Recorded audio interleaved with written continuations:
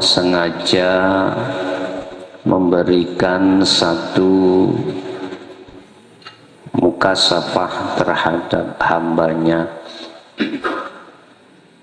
yang di situ dibutuhkan oleh karena sebab hukum istimaiyah. Akan tetapi sayugjanya harus bisa sampai ke hukum ilahiyah. Sebab apapun alasannya, jikalau hanya terbuai dengan kenikmatan duniawiyah, itu pada dasarnya kita tertipu dengan apa yang ditampilkan kebiarin dunia. Yang kedua, apapun alasannya, jikalau berhenti di situ, pasti kita tidak akan pernah mengerti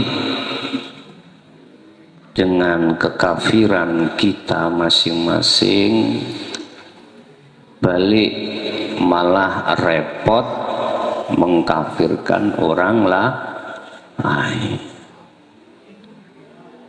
Akeh kang apal Quran lan hadis, karakteri seneng ngafirno wong liya. Jebule kafir dhewe ning Gusti Allah ora ngerti. Oleh sebab itu, pada malam hari ini disarangi Allah dengan hujan rintik-rintik. Itu semata karena rahmatnya Allah ndadekake ngopong ilmu ingkang badhe panjenengan kalih kula tampa estu ndadosake ilmu ingkang manfaat, ilmu ingkang barokah, barokai anak putu sampean kalih kula sampai abadan. Al-Fatihah.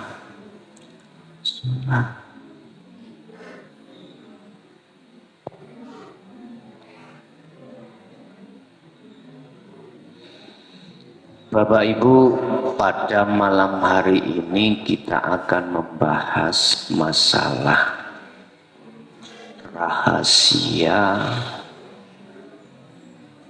di belakang sirul Fatihah. Kita akan membahas opsi rahasianya di belakang Al-Fatihah.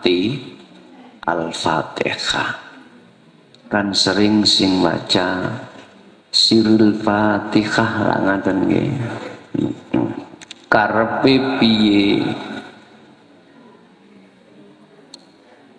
Ingat, jangan kau mengatakan sesuatu jikalau kau tidak mengerti sesuatu. Sebab semua perkataan yang kau ucapkan mesti ada tanggung jawabnya. Dan mengerti sesuatu itu harus tahu dan harus sudah melakukan sesuatu itu. Pun paham? Nggih. Jangan kau melakukan sesuatu, mengatakan sesuatu jikalau kau tidak mengerti sesuatu. Dan jangan berhenti pada ngerti sesuatu jikalau kau belum membuktikan sesuatu. Ibaratnya wong cerita kudu wis tau ngalami apa sing den ceritakake. Ngoten. Nek niku mengke pun lunas, mongko ketika saat bercerita pasti dalam hatimu tidak ada keraguan-raguan atas kebenaran apa yang sudah diceritakan. Sirul Fatihah niku akan Anda ngerti, Anda akan tahu dan mengerti setelah saudara mengerti dan mengamalkan ngetrapni hakikatipun syahadat.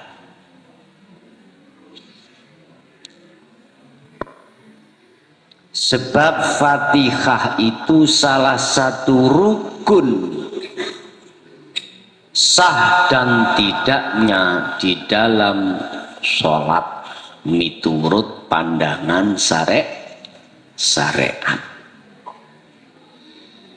Miturut pandangan hakikat, sah dan tidaknya sholatmu jikalau kau benar atau tidaknya syahadatmu.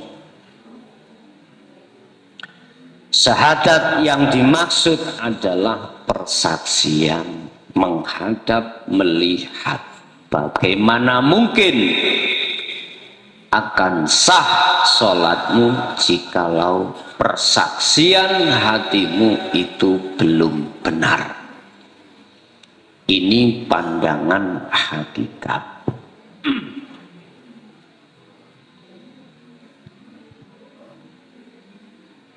Namanya kelas itu beda-beda dan berkat tingkat.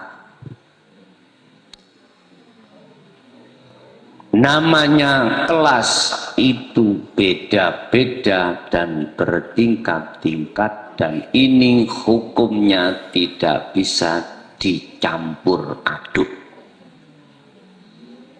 Hukum kita yang ada di syariat tidak bisa dicampur dengan hukum orang yang kelasnya sudah di hakikat. Bagaimana mungkin sama antara orang yang buta ketika berjalan dengan orang yang tidak buta? Enggak sama. Bagaimana mungkin sama antara orang yang beriman dengan orang yang sudah ihsan? Enggak sama. Bagaimana mungkin orang yang tidak membawa tiket untuk masuk gedung dengan orang yang sudah membawa tiket? Jadi kelasnya beda-beda dan itu tidak bisa dicampur. Cuman saja Allah sampun memperingatkan, jikalau kau sementara masih di kelas 1, naiklah ning kelas 2. Jikalau kau masih di syariat, lanjutlah sampai ke hakikat. Sebab kesempurnaan sesuatu itu harus melalui terlebih dahulu yang namanya proses. Saya ja'alullahu ba'da usri yusra. Bapak Ibu, kita manusia itu mengalami beberapa proses untuk bisa sampai pada Allah. Dan proses ini berlaku terhadap manusia. Ketika saat proses,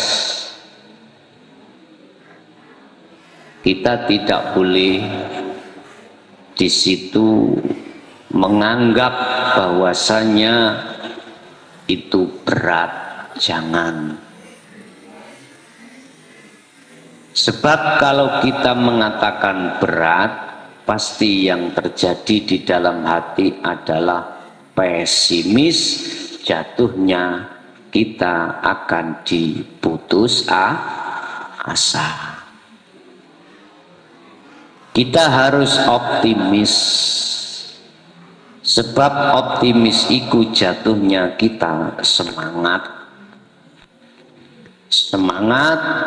untuk berjalan terus sampai pada tujuan akhir. Kembali pada rahasianya siril Fatihah. Kalau toh memang ada kaitannya antara sahnya sholat dengan bacaan Fatihah, terus ada apa dengan Fatihah? Kok kalian bacaan Fatihah? Tadi saya katakan, sholatmu di hadapan Allah, indallah, itu benar dan tidak benar, afsah dan tidak afsah, kuncinya tergantung sudah benar atau belum syahadatmu.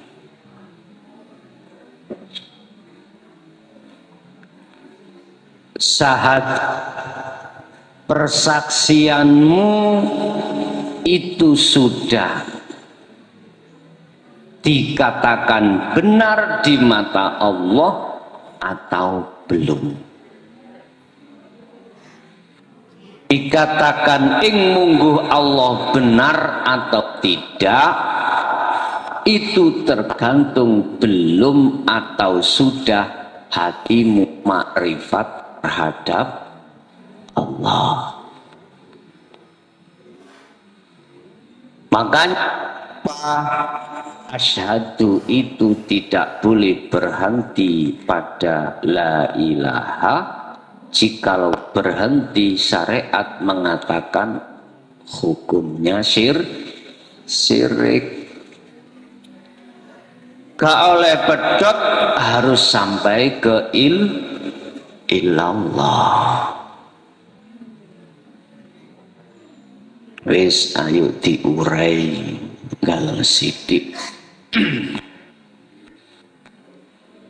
Sampai gak usah mempermasalahkan ada khilafain, ada khilaf utawa beda pandangan terkait bismillah masuk salah satu dalam Fatihah atau tidak. Ada kil yang mengatakan bismillah itu tidak masuk salah satu surat Al-Fatihah. Ada yang mengatakan termasuk. Wis kita nggak butuh pendapat sing khilaf itu, gak usah. Bah sing mengatakan termasuk, bah yang mengatakan tidak termasuk.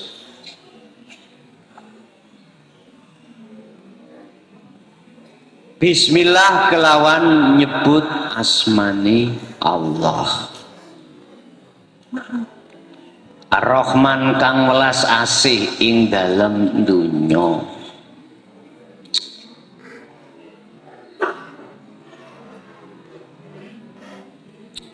Ar-Rahim. Jadi Ar-Rahman itu diberikan terhadap siapapun, baik yang mukmin maupun yang kafir.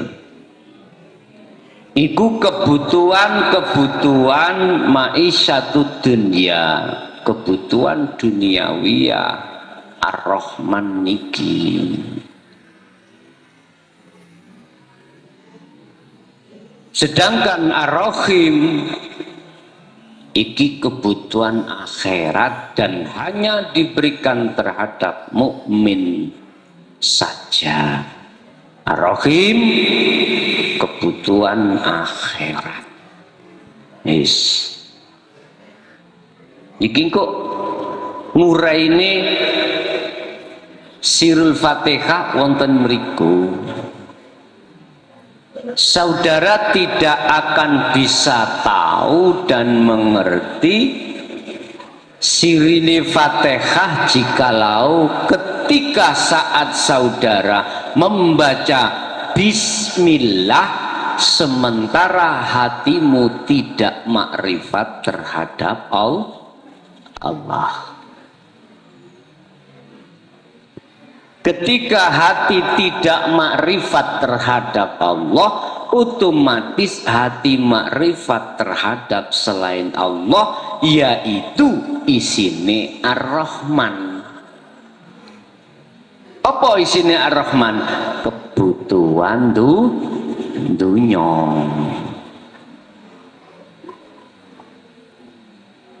Wis.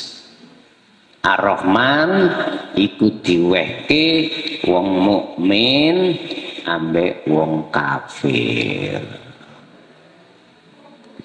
Nek Ar-Rahim diwehke nak nggone mukmin fakot tok.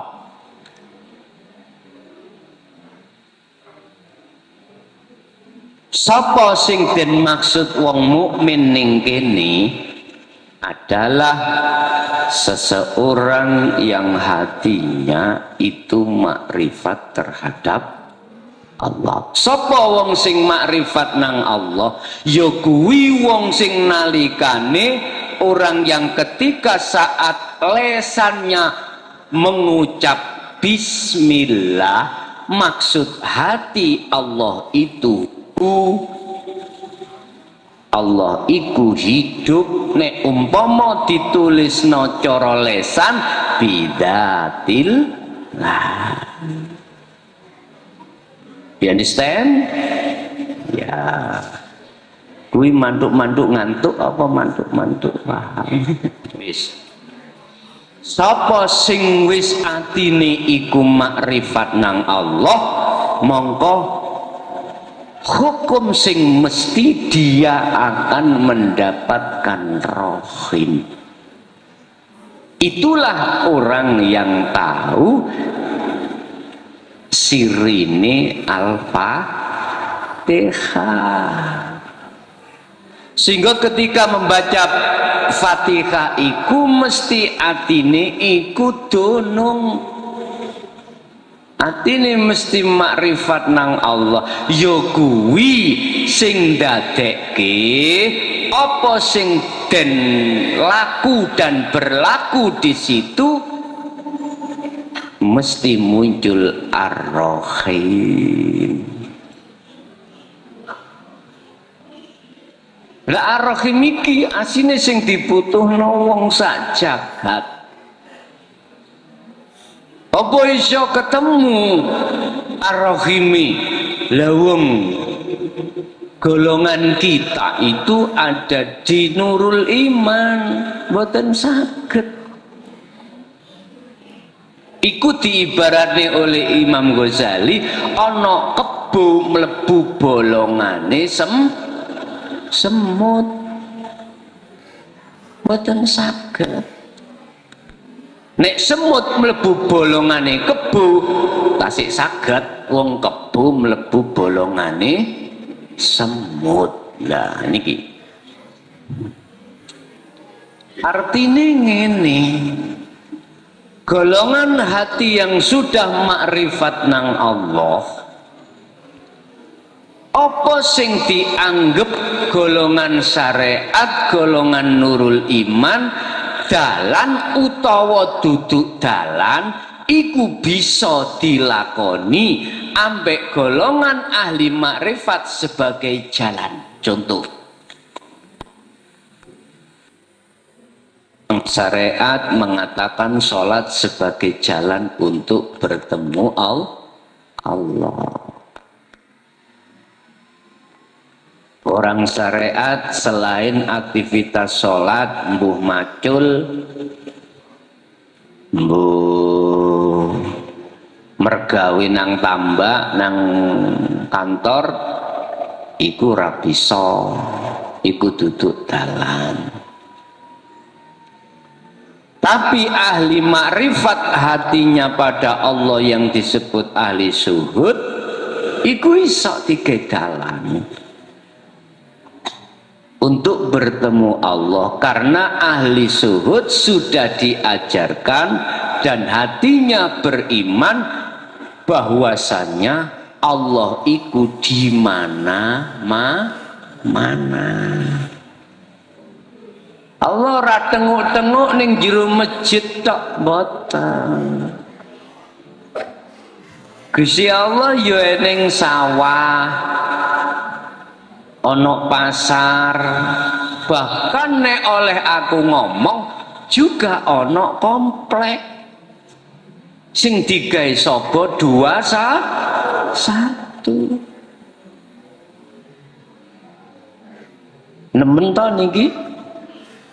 Ahli suhud iku bisa iku digawe dalan untuk bertemu Allah. Jadi ahli suhud iku mboten dangkal, luas sekali, luas.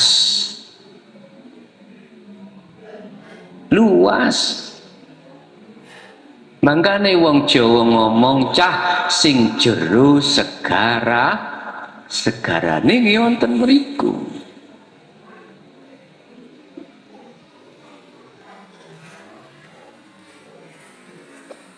Wis tak teruske.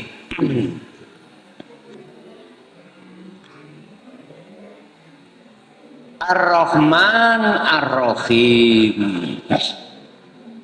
Padha iku kang dadi sifate Allah. Kui tidak akan bisa masuk pada Allah lewat sifat nek gak awakmu iku wis makrifat nang Allah. Nek durung makrifat nang Allah, yang terjadi dalam hatimu sifat iku kok aku ngaten kuwi. Padahal Ar-Rahman ya sifate Allah, Ar-Rahim sifate Allah.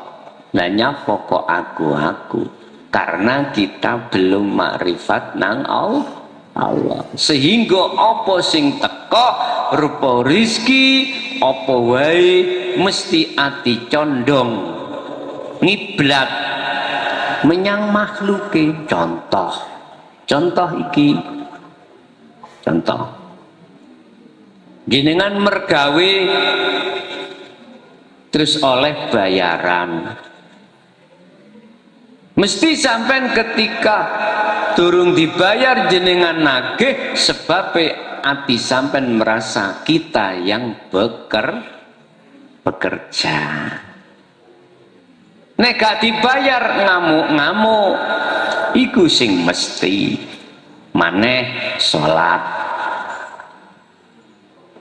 Mesti sampean kali kula nuntut Gusti Allah ganjarane. Gusti ndi? Lah sing 17 biyen kok gak didudune ra. Digodak. Ditagih. Sampean kali kula nagih Allah. Kula niki pun salat. Kula niki nggih pun laku sae nagih nang Gusti Allah. Apa uripku kok ya sik seret? Aku wis patuh Salat ya wis tekun, sembarang hukum apa perintah wis tak lakoni, larangan ya wis tak tinggal. Urip iki kok pancet.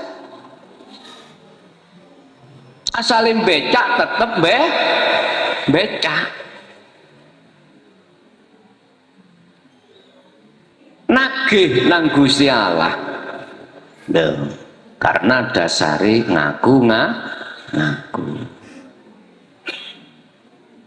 Saiki nang jopo gegeran pilihan antara siji ambek loro.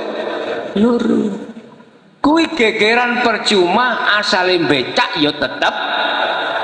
Lah nyapa gegeran? Aku kira, tak pikir si A gak podo si B iku gak ada masalah. Bah si A iku rono, bah si B iku rene. Bagi hati yang sudah duduk di ahadnya Allah, iku yo gak ono masalah. Nek kabeh iku manglungguh ning kono, mendahno baldatun thayyibatun wa rabbul ghafur, iku mesti akan terjadi. Garakno berkahe siji desa siji negara dicabut dening Allah, wa antum dolimun, iku karena kabeh penduduke padha berbuat dolim nang Gusti Allah. Apa bentuk dolimi? Meledingi Allah ati iki, sujud nang sahwatudun iki.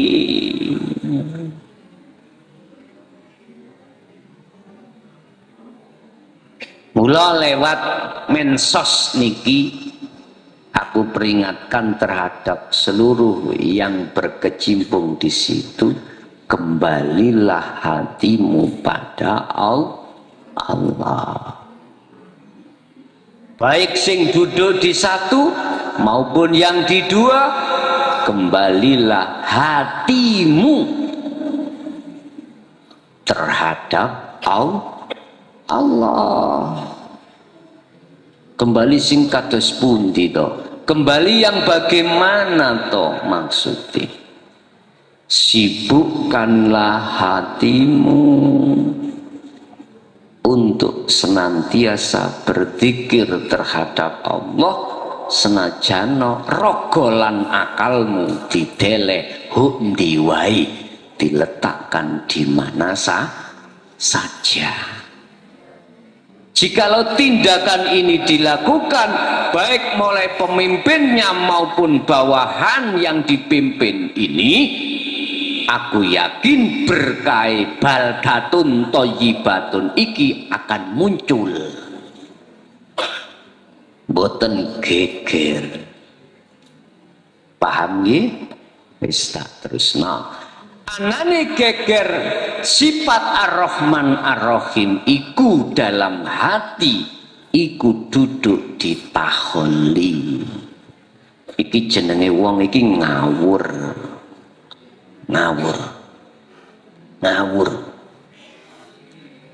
Wis. Nomor 3, Malik Yaumiddin.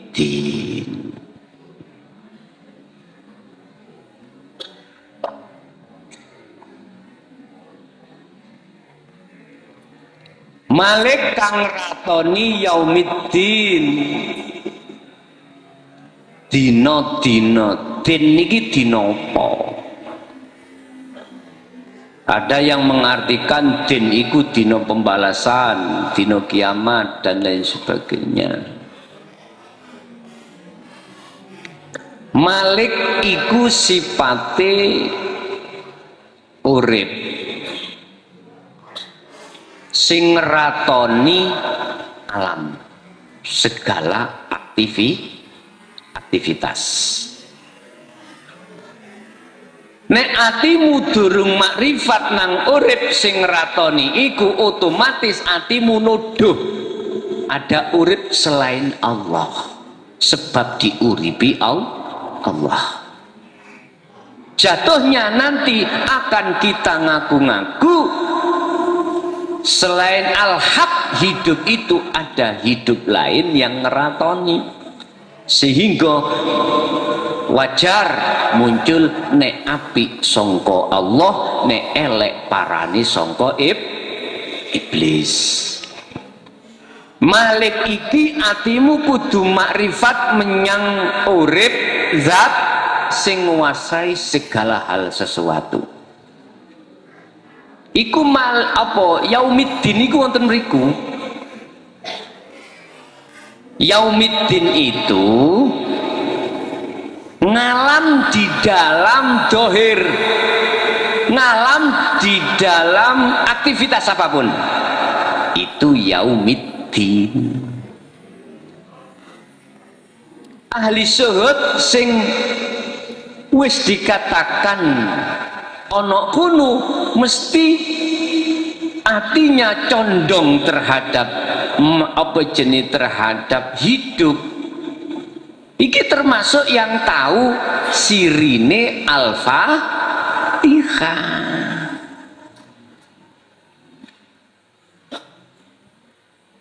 Lanjut apa? Malik yaumiddin iyyaka na'budu wa iyyaka nasta'in.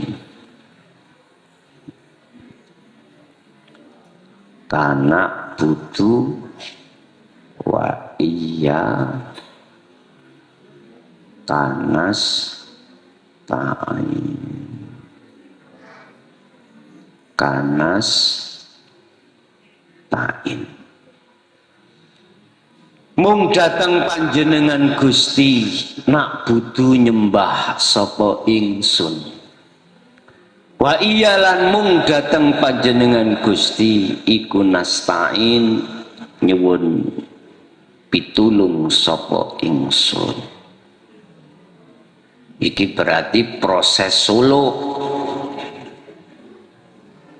Proses suluk nuju wusul. Menjenengi proses ya mesti ana loro, ana sing madhep, ana sing diedhep. Nek wis tutuk makrifat tulisane apa iyyaka na'budu wa iyyaka nasta'in mboten. Oleh kalau tulis ya kuwi dipencak. Mui tulis itu. Makanya iku sengaja gak oleh ditulis. Iku akan tahu tampak nyatanya bagi hanya orang yang makrifat terhadap Allah. Arepe tak tulis ya tetep gak oleh munggu syariat, akhirnya tulisane ana ing jero ati. Hanya kepadamulah ya Allah, dan hanya kepadamulah ya Allah saya menyembah dan minta tolong. Nyembah karepe piye? Karepe asyhadu mung dateng jenengan illallah. Nasta'in pitulung untuk berangkate asyhadu cek gak mandek ono syahwatu dunya isine la ilaha. Jadi ditulungi urip cekne tutuk ilallah. Nasta'in niku ana kuno. Njaluk pitulung Gusti, atiku cek gak selingkuh menyang panjenengan. Iku bentuk nafsu lawamahnya di situ. Prosesnya ana kuno memangnya. Ya Allah, aku sampean tekakni perkara kenikmatan dunya, rupa bojo utawa anak utawa dunya. Tulung sampean pitulungi ati kula cek ora kesengsem madhep menyang kuwi. Paham maksudnya? Rabbana atina min ladunka rahmah wa hayyi lana min amrina rasyada. perkara apa sing ditekakno Allah kemewahan tetep ati dalam jalur rasyad, dalam jalur petunjuk pitulung Allah untuk datang Allah. Iki iso kelakon yen lamuno prosesi boten berhenti. Oke lah, sampai dari berbagai macam penjuru untuk sampai pada Ponpes Jaya Baru ngaji. Ning gak sedikit orang yang di tengah-tengah gak jadi gak sampai pada tujuan karena berbagai persoalan. Ono tengah-tengah telepon, Pak tutuk endi ning dalan mulya, anakmu loro, wis ngeluh ngene. Akhirnya balik kanan, Pak tutuk endi, tutuk nang dalan, iki udan sing nilpun mang, wis lereno. Leren engko ae awakmu budalo sak bakdane udan, ngajine mari udane mari pas. Naten siapa sing ngeluk Pak Emang nafsu dalam hatimu, nafsu yang ada di dalam hatimu, berbagai macam persoalan. Akhirnya arepe mangkat maneh ngajine wis mari. Ya. Berbagai persoalan sing kono ngono kuwi. Wis Bapak Ibu, proses iku ojo berhenti teruske. Nek kuwi solo kudu sampai kewusulan, ojo berhenti. Semata-mata apa yang dihadapkan kita itu minangka ujian. Terus ayatnya apa? Ihdinas siratal iyyaka na'budu wa iyyaka nasta'in ihdinas siratal mustaqim.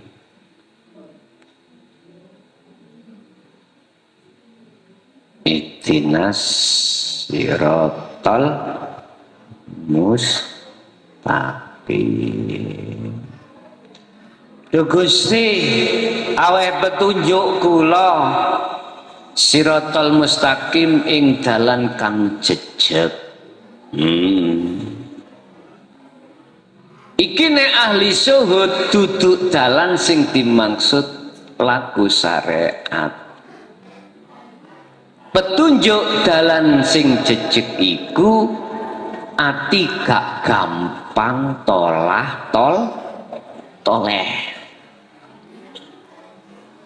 Ati gak gampang toleh sakliyane gesang, senajano yang dihadapkan secara fisik iku syahwat.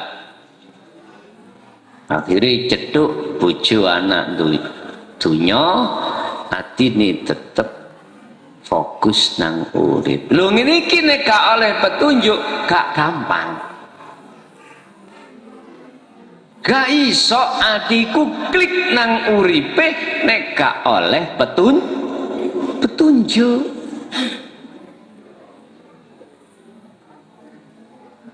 Ati konek nang Allah, makrifat nang Allah, iku nek ora oleh petunjuk hidayah sangka Allah yo ora iso. Sirat dalan aktivitas mustaqim kang jejeg ya lakune ati mung madhep makrifat nang Allah. Di segala aktivitas dan situasi apapun. Di sirat mustaqim iku yaiku sirotol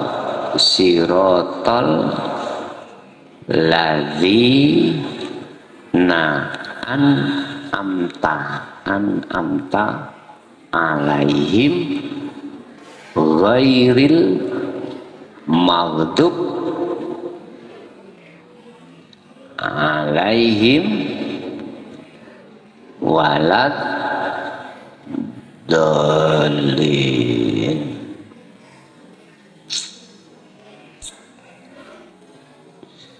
Ya kuwi dalan sing panjenengan cawisake dateng orang-orang yang kau berikan nikmat.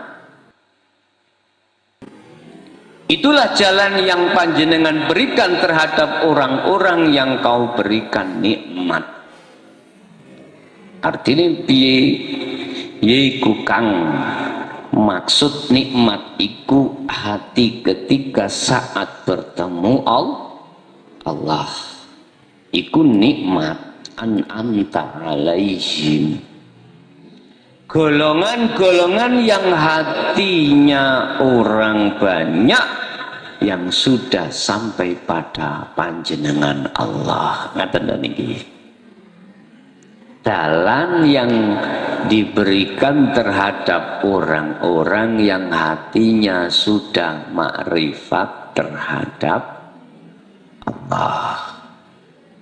Ghairil maghdub, bukan jalan terhadap orang-orang yang panjenengan ajar, yang jenengan azab, jenengan ghadab, waladolin, dan juga bukan jalan yang panjenengan berikan terhadap orang-orang yang berbuat dolim. Iki Pak. Didalane wong sing iman, didalane wong sing dolim utawa wong sing den ghadab Allah iku beda. Piye? Bedanya nanti ngene. Iki perbedaan antara ahli syuhud dengan ahli hijab. An'amta alaihim, iki adalah ahli syuhud. Ketika dihadapkan Allah apapun, hatinya mesti condong menyang urip. Paham ya? Berarti hatinya madhep nang Allah.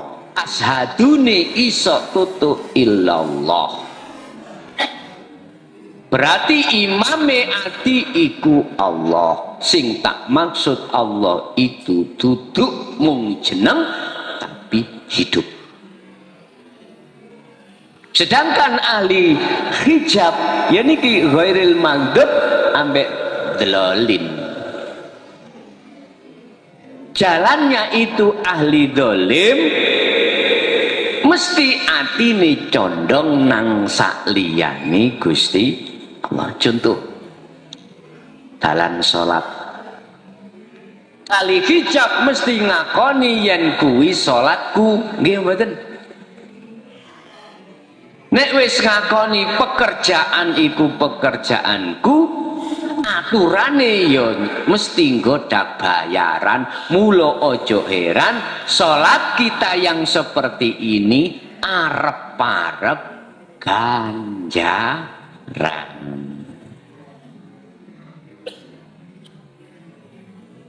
Baiki berarti iki bukan golongan orang yang tahu siril Fatihah.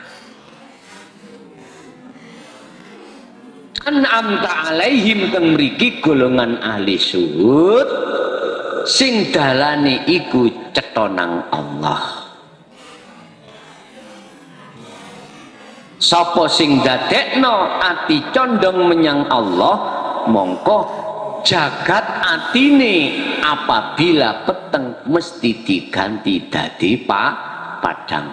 Allahu waliyul ladina amanu yukhrijukum minadz zulumati ilan nur. Sebaliknya sapa sing atine mlaku dalan nang nafsu, berarti golongane maghdub ambek dolin. Kebalikannya, hati nggak iso ngalami padang, hati tetap buta. Nek peteng mongko gak cetha Allah iku jenglek, gak saged.